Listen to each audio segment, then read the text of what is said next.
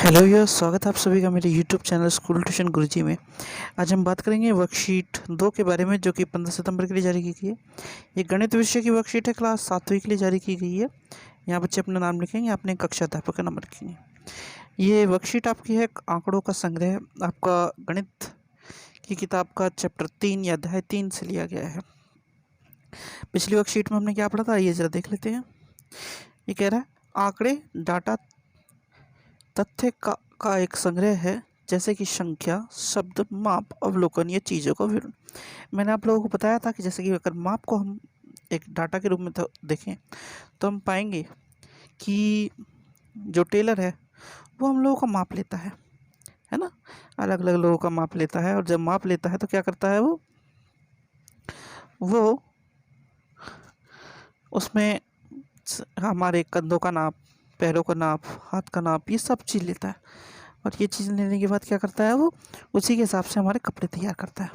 तो ये क्या दर्शाता है, ये दर्शाता है कि माप एक तरह का क्या हो गया, डाटा हो गया, तथ्य हो गया। ठीक है, तो उसी प्रकार से हम अलग अलग तरीके का डाटा इकट्ठा करते हैं। अब जब डाटा इकट्ठा करते हैं तो क्या होता है, डाटा इकट्ठा करने में हम अपनी ज़रूरत के हिसाब से डाटा इकट्ठा करते हैं। ज़रूरत के हिसाब से डाटा कैसे इकट्ठा करते हैं ये देख लेते हैं। क्या कह रहा है, अब यदि हम अपने मित्रों की रुचि या किसी विषय में उनके अंक या उनके पसंदीदा पोशाक या प्रिय खेल या किस महीने में उनका जन्मदिन आता है जानना चाहते हैं, तो हम अपनी ज़रूरत के अनुसार विशेष जानकारी के लिए आंकड़ों का संग्रह कर सकते हैं। तो हम डाटा या आंकड़ों का संग्रह किस लिए कर सकते हैं, किसी विशेष चीज़ के लिए भी कर सकते हैं। जैसा भी बताया था मैंने, किसी विशेष चीज़ के लिए कर सकते हैं। मित्रों की रुचि या उनके विषयों में कितने अंक आए हैं, उनकी पसंदीदा पोशाक कौन सी है, उनका प्रिय खेल कौन सा है, या किस महीने में उनका जन्मदिन आता है। इन सब चीज़ों के लिए भी हम क्या कर सकते हैं, हम उनका क्या कर सकते हैं, डाटा संग्रह कर सकते हैं। तो आइए जरा देखते हैं आगे क्या कह रहा है ये। तो ये कह रहा है कि आंकड़ों का संग्रह आंकड़ों से आवश्यक विशिष्ट जानकारी को प्राप्त करने के लिए ध्यान में रखते हुए किया जाता है।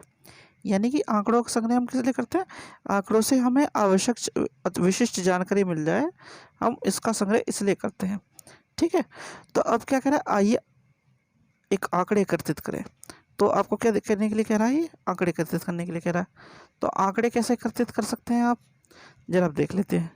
ये कह रहा है अपने दोस्तों, रिश्तेदारों या परिवार के सदस्यों के साथ बातचीत करें और जानें कि किस महीने में उनका जन्मदिन पड़ता है। कम से कम 15 या अधिक, या आपकी इच्छा अनुसार, और उन आंकड़ों की मदद से निम्नलिखित तालिका को पूरा करें। यानी करना क्या है कि आपके दोस्तों, रिश्तेदारों, परिवार के सदस्य से आपको बातचीत करनी है, और उनका किस महीने में जन्मदिन पड़ता है ये आपको पता करना है।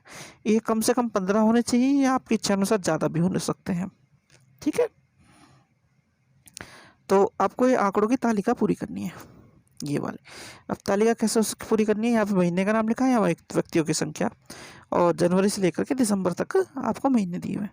मान लीजिए फरवरी में आपके 2 लोगों का जन्मदिन आता है, यानी कि चाहे वो दोस्त हो, रिश्तेदार हो, या परिवार के सदस्य हो, या इन सब में से हो। तो इसी तरह अगस्त में 4 का आता हो, तो अप्रैल में 5 का आता हो, तो अक्टूबर में 6 का आता हो, तो जून में 1 का आता हो। तो ये आप इस तरह लिखते चले जाएंगे। अगर किसी वक्त आपका कोई सी महीने में कोई जन्मदिन नहीं आता तो उसे डैश या 0 से लिखेंगे। ठीक है, तो ये हो गया कि आप कैसे लिखेंगे इसे। आपको इसका उदाहरण भी दिया गया, चाहे तो देख लीजिए आप इसे। उदाहरण क्या है, उदाहरण ये है, 7वीं कक्षा के 20 छात्रों की रुचि इस प्रकार है। ये रुचि है इनकी रीडिंग, राइटिंग, सिंगिंग, या पढ़ना, लिखना, गायन करना। ठीक है, तो अब इसी के बेस पे इसने टेबल बनाई है। कितने बच्चों को पढ़ना अच्छा लगता है, कितने बच्चों को लिखना अच्छा लगता है, कितने बच्चों को गायन अच्छा लगता है। तो 6 बच्चों को पढ़ना, 5 बच्चों को लिखना, और 9 बच्चों को गायन अच्छा लगता है। टोटल हो गया 20। तो ये क्या हो गया, ये आपकी एक तरह से टेबल बन गई, या आंकड़ों का संग्रह हो गया। इसी तरह का संग्रह आपको यहाँ पे करना है इस टेबल में। चलो तो आगे देख लेते हैं, अभ्यास के प्रश्न देख लेते हैं आपके। अभ्यास के प्रश्न क्या है, 10 लड़कियों की ऊंचाई को सेंटीमीटर में मापा गया था, और परिणाम निम्नानुसार है। तो उनका परिणाम क्या है, ये है 10 लड़कियों की ये ऊंचाई दी गई है। ठीक है। तो ये है सबसे लंबी लड़की की ऊंचाई कितनी है। सबसे लंबी लड़की की ऊंचाई देखो जरा कितनी है। जब हम सबको देखेंगे तो मिलेगा 151।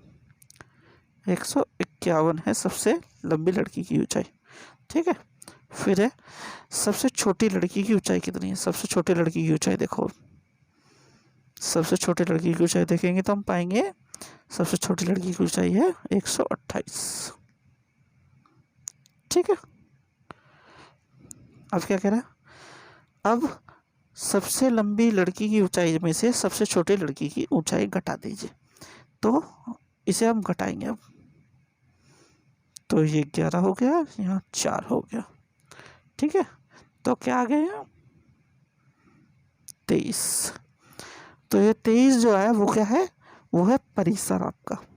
कैसे है देख लीजिए अब जरा। ये है अधिकतम मान में से न्यूनतम का मान घटा देना परिसर कहलाता है। ठीक है। तो क्या है, अधिकतम मान को जब हम न्यूनतम से घटा देंगे तो हमें परिसर या रेंज मिल जाएगा।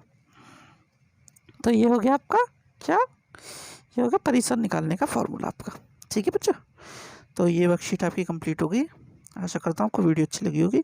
अगर वीडियो अच्छी लगी हो तो वीडियो को लाइक करें, चैनल को सब्सक्राइब करें और शेयर करें वीडियो को। ठीक है बच्चों, थैंक यू।